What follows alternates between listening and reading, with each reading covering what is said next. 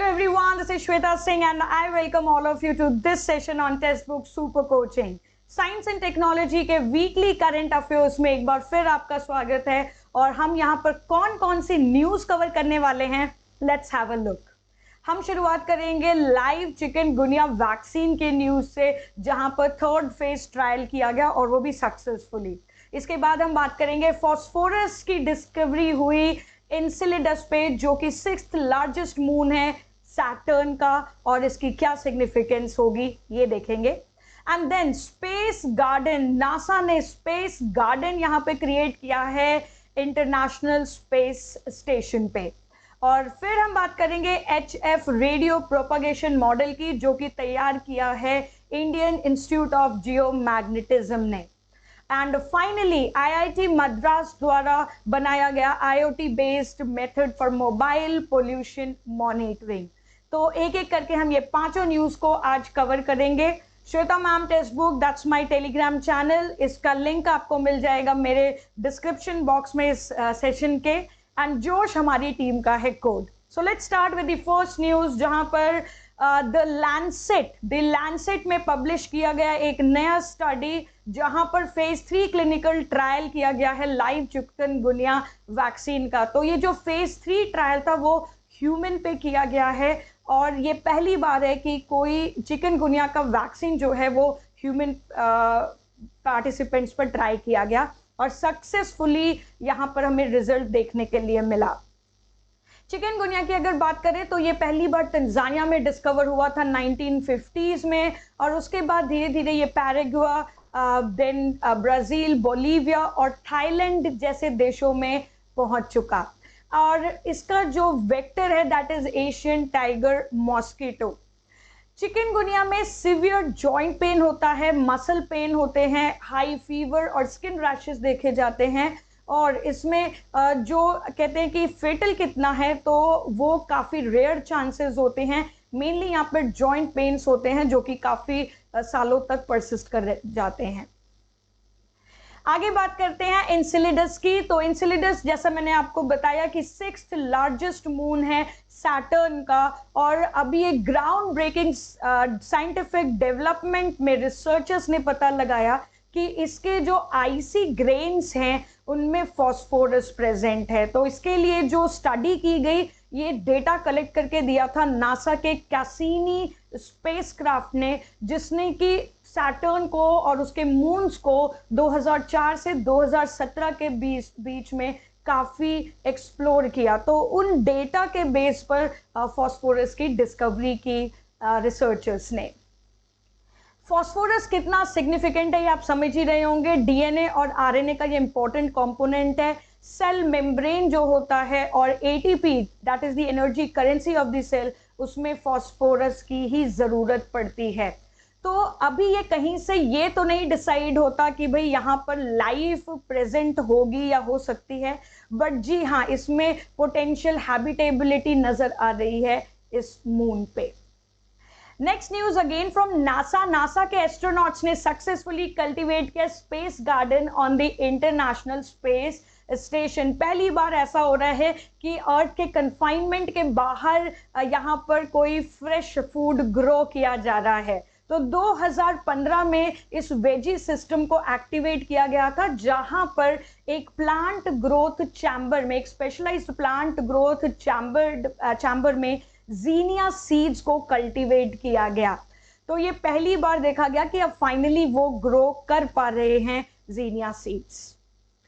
तो as you know कि ये जो हमने सक्सेसफुली प्लांट किया अर्थ के कन्फाइनमेंट के बाहर जीनिया सीड्स को, तो इससे काफ़ी नॉलेज मिलती है, हमें काफ़ी ये चीज़ जानने में हेल्प मिलेगी कि कैसे अर्थ के बाहर भी हम क्रॉप्स को कल्टीवेट कर सकते हैं।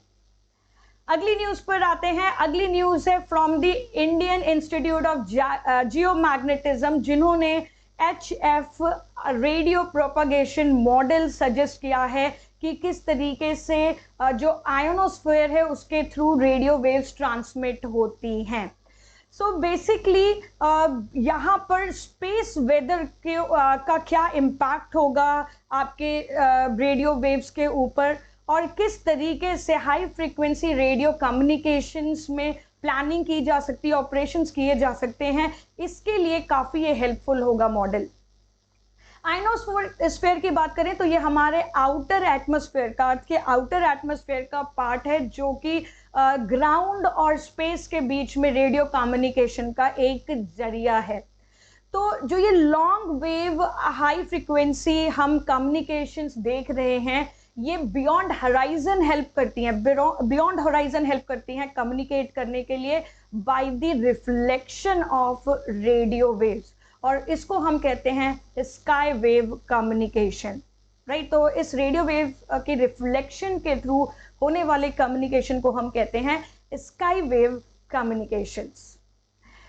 स्काई वेव कम्युनिकेशंस हमारे लिए बहुत इंपॉर्टेंट होती है, जैसे मैंने कहा कि बियॉन्ड होराइजन कम्युनिकेट किया जा सकता है, लेकिन स्पेस वेदर के जो फिनोमेना हैं, जैसे कि सोलर फ्लेयर्स हो गए, कोरोनल मास इजेक्शंस हो गए, जियोमैग्नेटिक स्टॉर्म्स हो गए, इनसे काफ़ी असर पड़ता है इन कम्युनिकेशंस पे। तो जो ये इंडियन इंस्टीट्यूट ऑफ जियोमैग्नेटिज्म के साइंटिस्ट ने ये जो मॉडल डेवलप किया है, इससे स्पेस वेदर का क्या इफेक्ट होगा आयनोस्फेयर पर और एचएफ रेडियो कम्युनिकेशन सिस्टम पर क्या इम्पैक्ट होगा, इसके बारे में एस्टिमेट लगाया जा सकता है इस मॉडल से।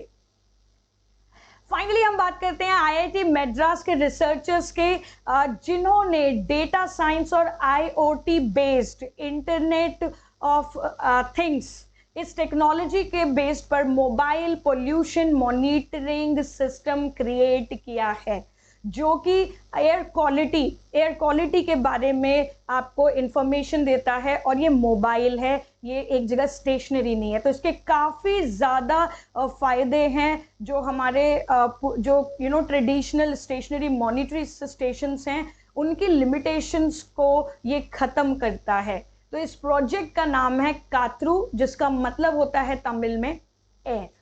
तो कात्रु एक तमिल वर्ड है जिसका मतलब है एयर, एंड जो ये लिमिटेशंस को ओवरकम कर रहा है, जो हमारे ट्रेडिशनल स्टेशनरी मॉनिटरी स्टेशंस हैं, उसको ओवरकम के ये वैल्यूएबल इंसाइट हमें देगा for policy making and mitigation strategies.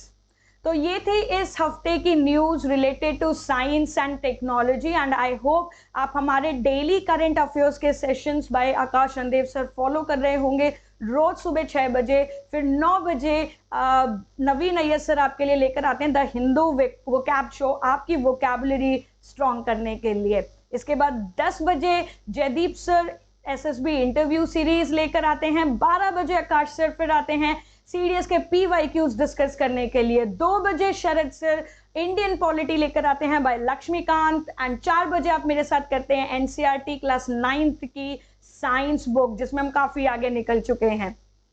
6 बजे टॉपिक वाइज इंग्लिश ग्रामर लेकर आते हैं नवीन सर, एंड 7 बजे दीपेंद्र सर मैथ्स के PYQs के साथ। तो ये मैंने पूरा आपको अपने सेशंस के जोश टीम के सेशंस का लाइनअप बताया है, जो इस YouTube चैनल पर आप फॉलो कर सकते हैं।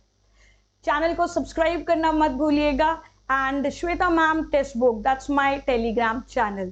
Thank you everyone, do like this session. जय हिंद।